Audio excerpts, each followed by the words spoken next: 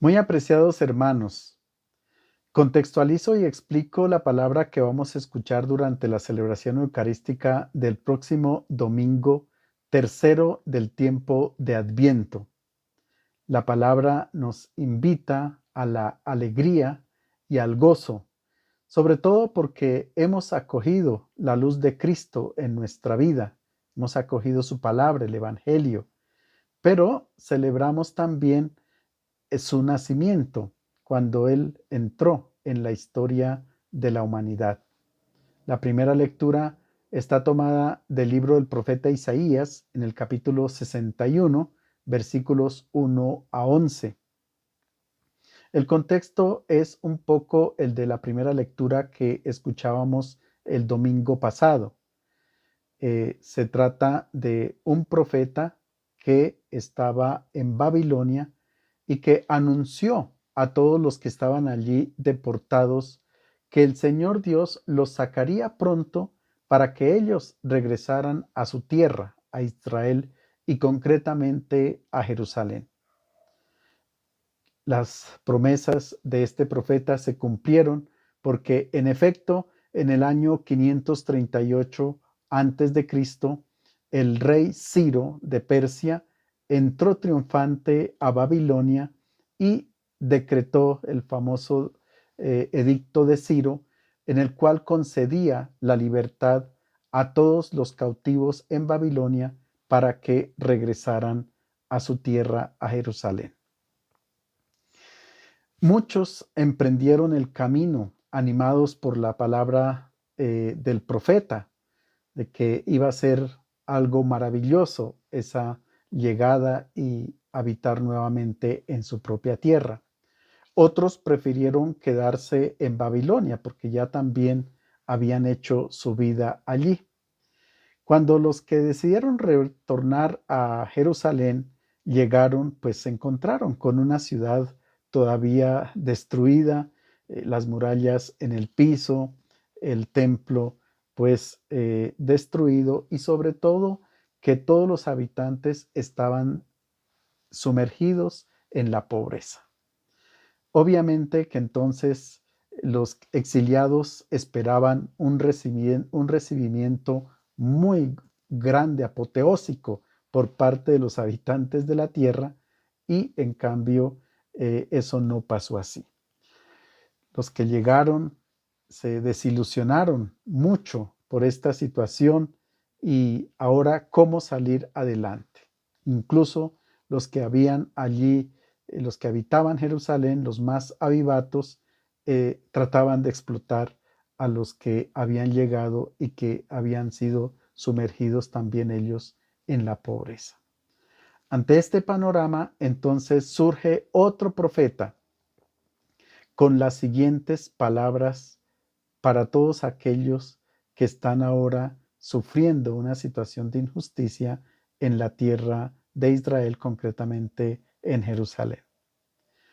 El Espíritu del Señor está sobre mí, porque el Señor me ha ungido. Me ha enviado para dar una buena noticia a los que sufren, para vendar los corazones desgarrados, para proclamar la liberación a los cautivos y a los prisioneros la libertad, para proclamar el año de gracia del Señor. Desbordo de gozo con el Señor y me alegro con mi Dios, porque me ha vestido un traje de gala y me ha envuelto en un manto de triunfo. Como novio que se pone la corona o novia que se adorna con sus joyas. Como el suelo echa sus brotes, como un jardín hace germinar sus semillas, así el Señor hará brotar la justicia y su fama frente a todos los pueblos. Este profeta dice de sí mismo que ha sido enviado para proclamar la esperanza y dar ánimo a aquellas personas que están totalmente desilusionadas, que tienen el corazón roto, y lleva una buena noticia a los que sufren. Proclama un año de gracia en el Señor, un jubileo, en el cual, de acuerdo con las normas del Levítico en el capítulo 25, se perdonaban todas las deudas y se podía recomenzar una nueva vida. Este profeta no tiene armas, ni poder político, ni dinero para imponerse. Posee solamente la palabra del Señor. Es portador de una promesa. Y el pueblo tendrá que o acogerla o rechazar esta bellísima buena noticia que el profeta dirige a su pueblo. Claro que es muy difícil acogerla porque estaban todos desilusionados. Muchos querían abandonar la fe en Yahvé. Sin embargo, este pueblo no pierde su ánimo y sobre todo confía en que la palabra de Dios que ha sido pronunciada, ella se cumplirá a cabalidad. En efecto, el evangelista Lucas en el capítulo 4, versículo 21, presenta la conclusión de la lectura del rollo del libro del profeta Isaías, de este texto concretamente, por parte de Jesús de Nazaret. Jesús se levanta en la sinagoga, lee este texto y dice: hoy, en presencia de ustedes, se ha cumplido este pasaje de la Escritura. Era un anuncio totalmente liberador por parte de Jesús y sobre todo lleno de esperanza, no solamente para el pueblo de Israel, sino para toda la humanidad. La pregunta que nos hacemos es: ¿el mundo qué tanto ha cambiado con la venida del Señor, con la lectura de este pasaje que es el plan pastoral de Jesús para ponerlo por obra? ¿Qué ha cambiado? Muchas cosas han cambiado y sobre todo el testimonio de cada uno para decir: aquí estoy yo porque he cambiado. Esta palabra me ha transformado. Y sobre todo en medio de las situaciones difíciles por las que atravesamos en la vida, esta palabra nos llena de gozo y de esperanza. La realidad a veces es absurda y muy cruel, y nosotros también podemos estar inclinados a perder la fe.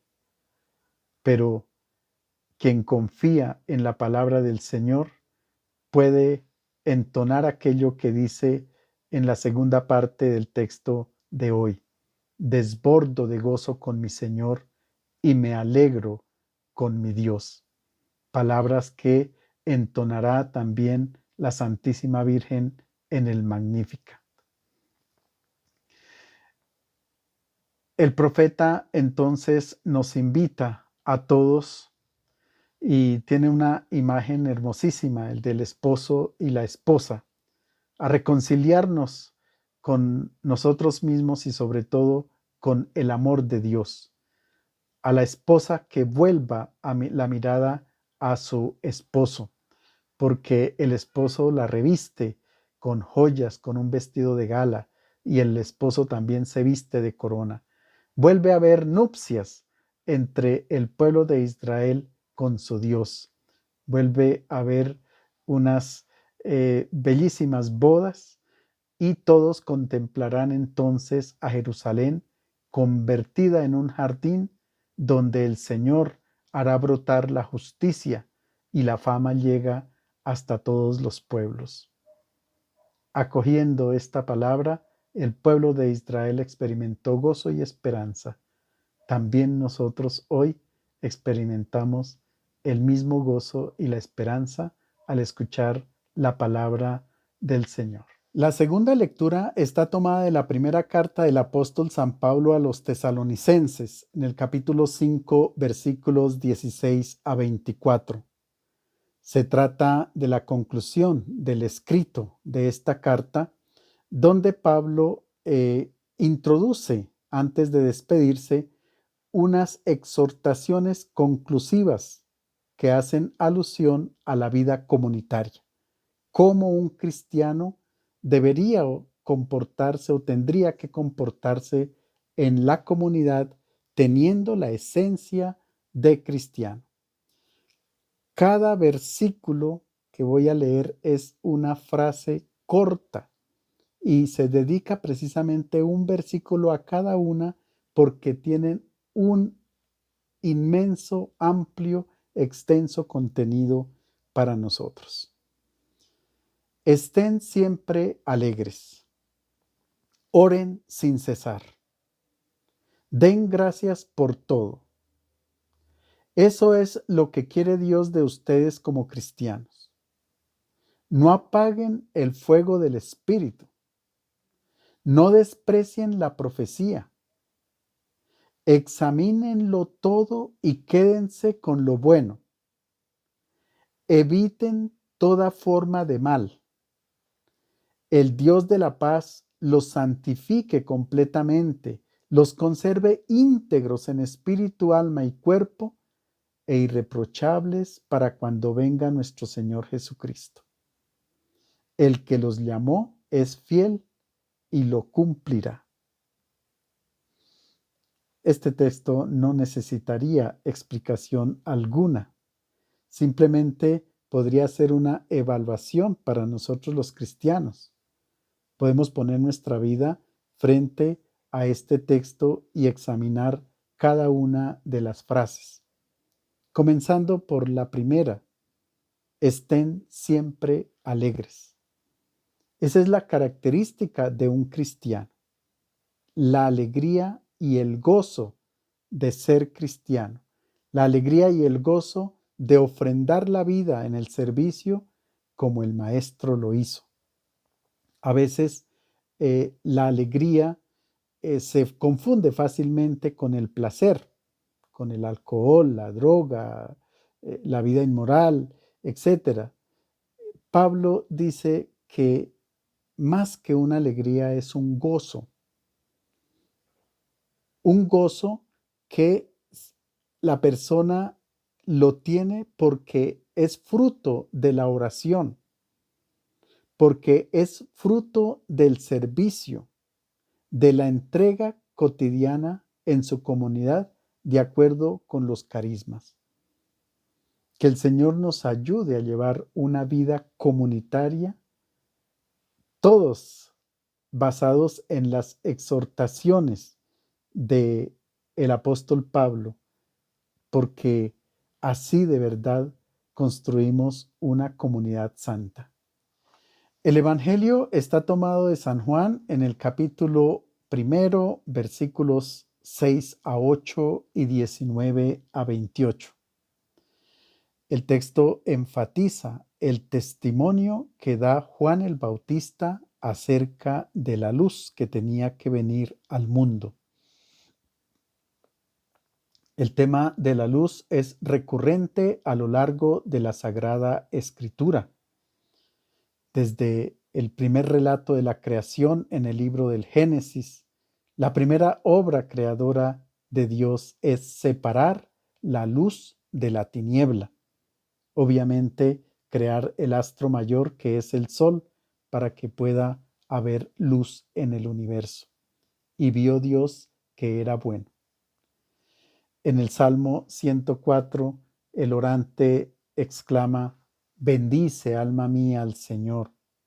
Señor Dios mío, cuán grande eres, te has vestido de esplendor y de majestad, cubriéndote de luz como con un manto, extendiendo los cielos como una cortina.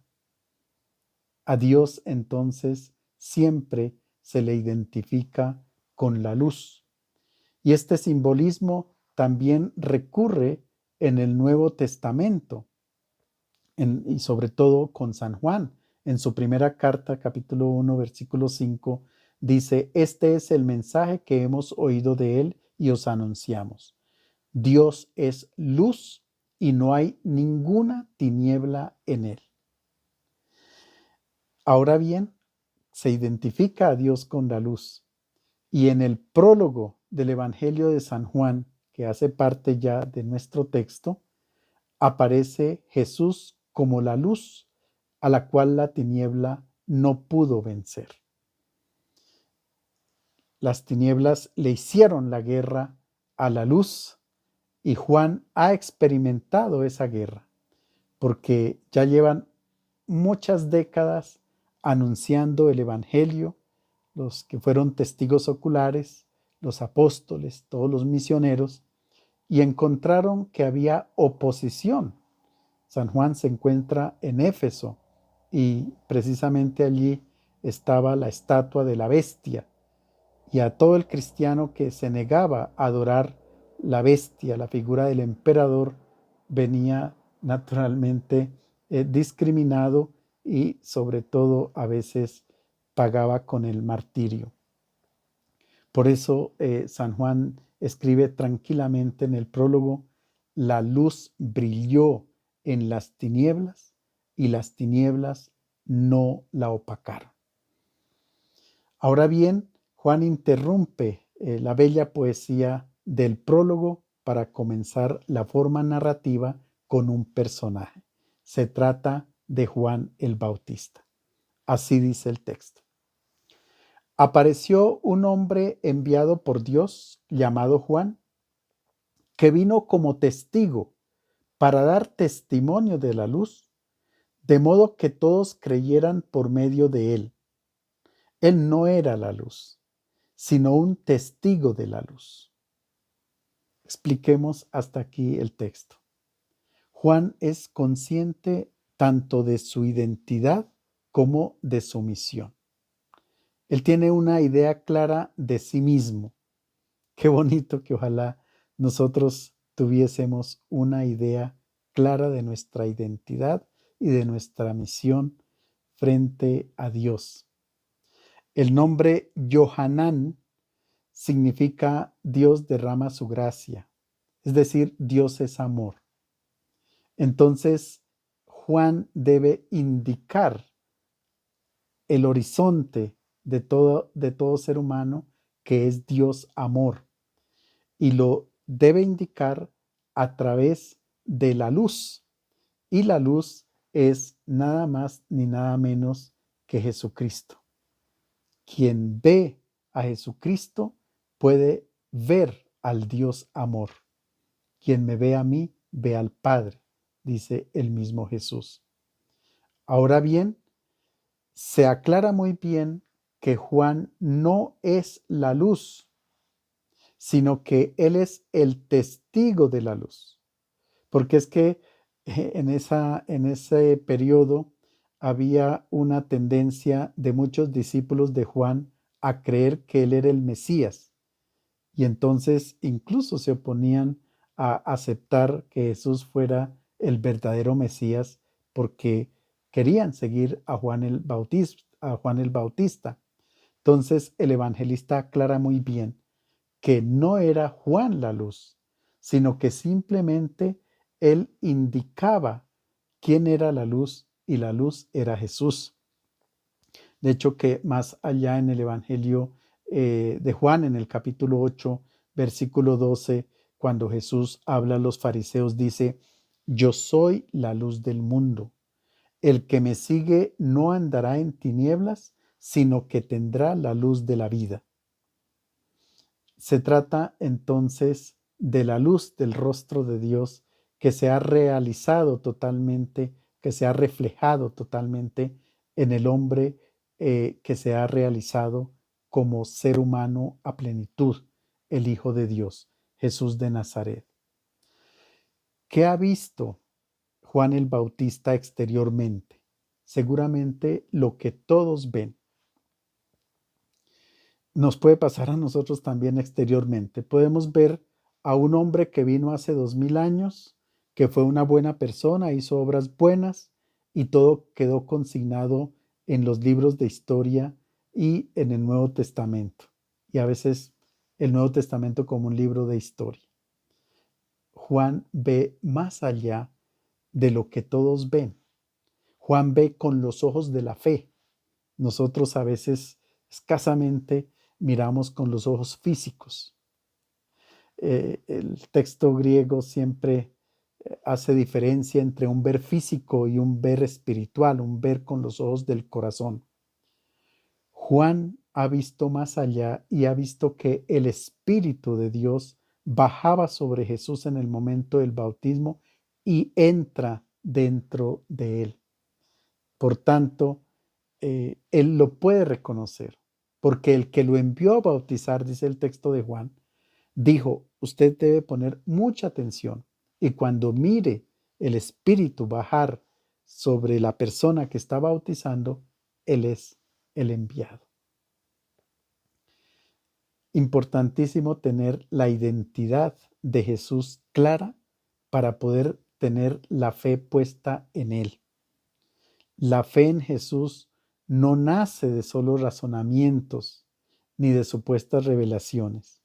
La fe en Jesús nace por la escucha de la palabra, por la predicación.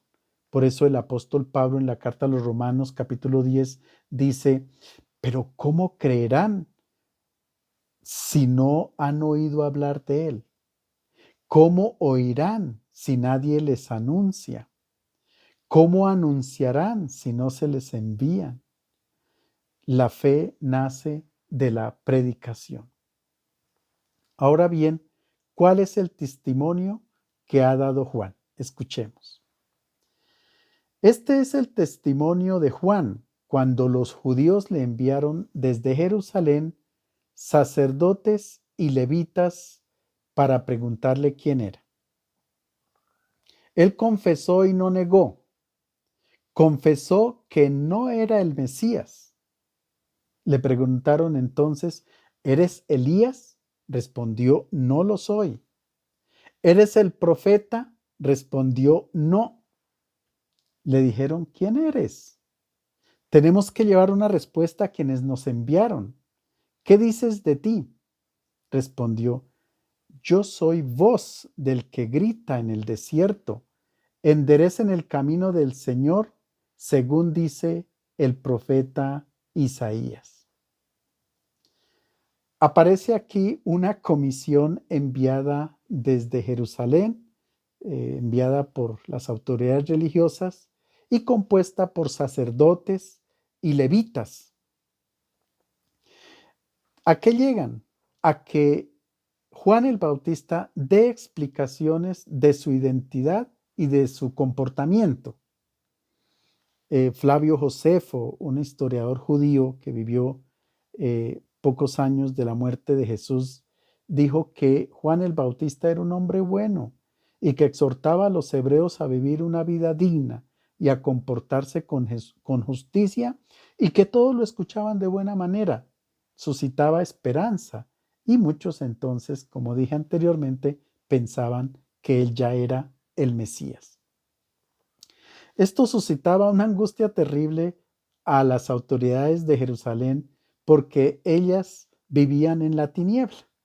Es decir, la jerarquía religiosa había corrompido la religión, llenando de muchos preceptos al pueblo que ni siquiera ellos los podían mover con un dedo y esperaban que el Mesías llegara a purificar la religión y a purificar el templo y el culto.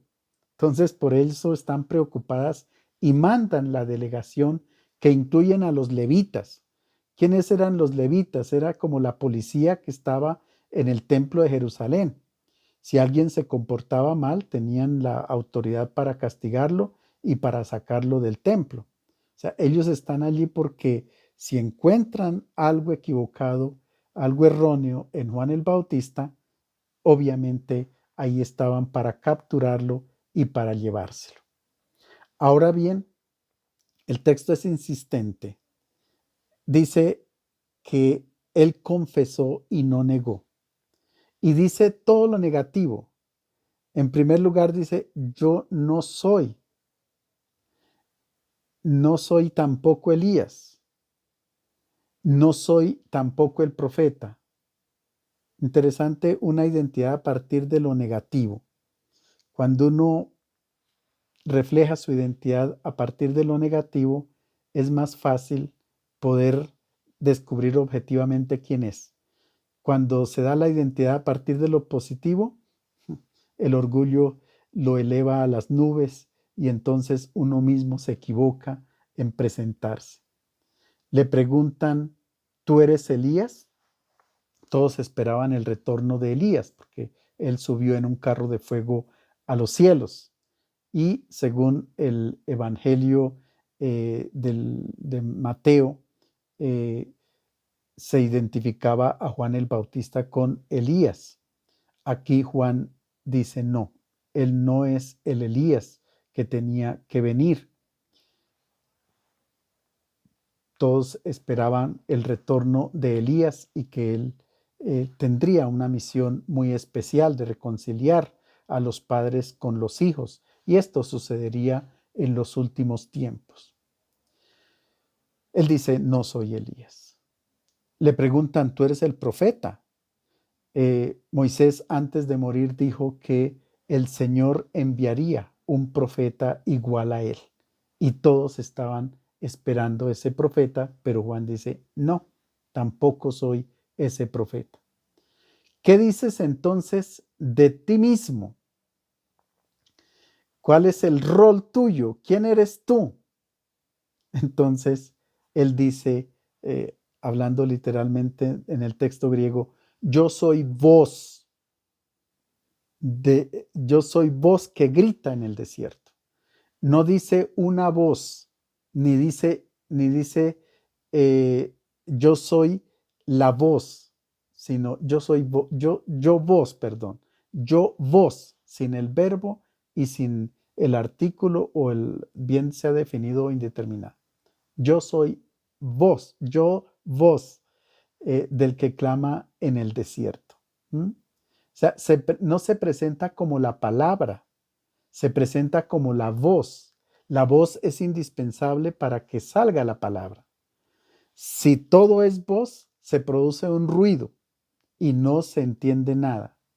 Es necesaria la voz para que salga la palabra, y esto lo identificó muy bien San Agustín de Hipona. Él dijo, Juan el Bautista es la voz que da paso a la palabra que es Jesús. De hecho, que Juan el Bautista dice, es necesario que Él crezca y que yo disminuya. Por eso la fiesta de San Juan el Bautista se celebra el 24 de junio, cuando en el hemisferio norte el sol comienza a decrecer, lo que nosotros llamamos el solsticio de verano. Juan el Bautista invita a que hagan recta la vía del Señor, a que se conviertan, a que experimenten el bautismo como un cambio en la persona, como una metanoia. Por eso continúa el texto diciendo, algunos de los enviados eran fariseos y volvieron a preguntarle, si no eres el Mesías, ni Elías, ni el profeta, ¿por qué bautizas? Juan les respondió, yo bautizo con agua. Entre ustedes hay alguien a quien no conocen, que viene detrás de mí, y yo no soy digno de soltarle la correa de su sandalia. Esto sucedía en Betania, junto al Jordán, donde Juan bautizaba. Había una idea muy difusa de que cuando llegara el Mesías, lo primero que tenía que hacer era administrar el bautismo. Por eso ellos dicen, si tú no eres ni el Mesías, ni Elías, ni el profeta, entonces ¿por qué bautizas? Y entonces dice, yo bautizo con agua para hacer tomar conciencia a la gente de que hay que cambiar de vida, de que se está en la tiniebla y se necesita andar en la luz. Los fariseos no vienen a hacerse bautizar porque ellos están convencidos de estar en la luz plena, y en cambio están todavía en la tiniebla. El lugar donde Juan está bautizando no es la misma Betania de Lázaro, es otra Betania, y el lugar se llama Betabara y queda en la frontera, en la orilla del Jordán, en la frontera con tierra pagana. ¿Qué se está diciendo? Que el pueblo de Israel, que va de todas partes, tiene que volver a salir a tierra pagana, experimentar que todavía no han entrado en la tierra prometida, es decir, recorrer el camino del éxodo para volver a entrar en la tierra. Y es allí donde Juan bautiza y muestra realmente quién es el que hace entrar en la tierra. El que hace entrar en la tierra es la luz, es Jesús. Nos entrará en la tierra del reino de los cielos. Ahora bien, Juan dice que con respecto a Jesús, él no es digno ni siquiera de desatarle la correa de la sandalia. Importantísimo esto porque para nosotros a veces no es claro.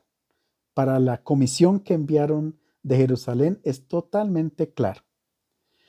Se está hablando de la ley del levirato. ¿En qué consistía? Consistía en que cuando un hombre se casaba con una mujer y moría el esposo, moría el hombre, entonces, y la mujer no tenía descendencia, entonces el hermano tenía la obligación de dar descendencia. Cuando esto no sucedía, entonces se acudía al pariente más cercano. Ustedes pueden leer esta historia en el libro de Ruth. Se acude al pariente más cercano y el pariente más cercano llega y para indicar de que a quien le correspondía tomar el puesto del esposo de la viuda no aceptaba, le quitaba la sandalia y le escupía la cara. Es decir, usted se negó a dar descendencia, a engendrar. Por eso me toca a mí y ya no tiene ningún derecho sobre ella. Y al que le quitaban las sandalias se le llamaba el descalzo. Y eso era una abominación ante el pueblo de Israel. Entonces, ¿qué es lo que está diciendo Juan? No es un signo de humildad, de que no es digno de agacharse a quitarle la correa de las sandalias, no. Es que él está diciendo yo no tengo ningún derecho de quitarle la sandalia, es decir, de quitarle a Israel, de quitarle la esposa del Señor, porque Israel era infecunda. A partir del profeta Oseas se hablaba de Israel como la esposa que rechazaba al esposo, a Dios. Entonces el Bautista dice, llega el esposo, yo soy solamente el amigo del esposo y me gozo en el esposo. Yo soy apenas la voz, él es la palabra.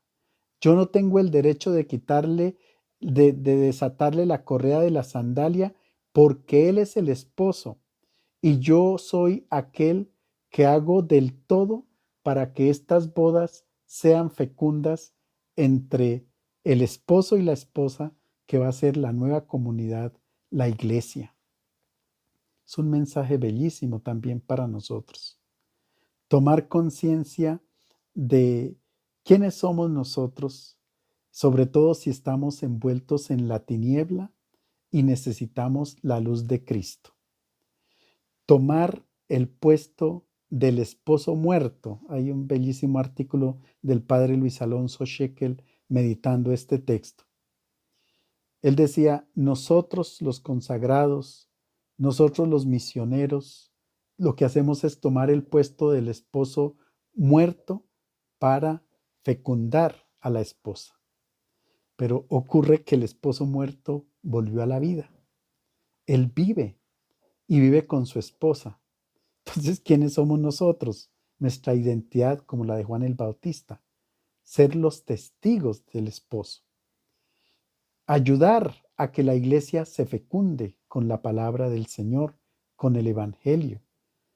Hacer también nosotros, en nuestra condición, luz, a no permitir que la tiniebla opaque la luz, sino que nosotros, considerándonos tiniebla, también nos ponemos en tierra pagana para que podamos atravesar por las aguas del bautismo y guiados por la luz que es Cristo, acogiendo la luz que es Cristo, poder entrar en la tierra prometida, que es el reino de los cielos. Les deseo a todos un feliz domingo.